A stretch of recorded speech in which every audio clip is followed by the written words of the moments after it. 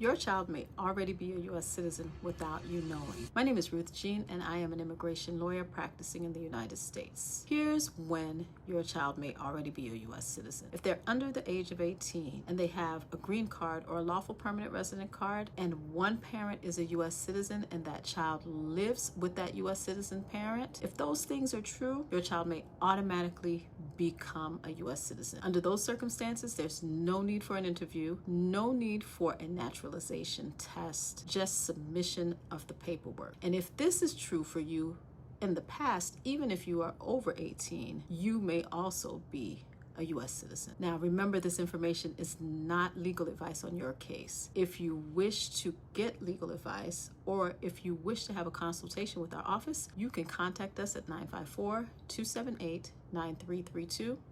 That's 954-278-9332. Thank you.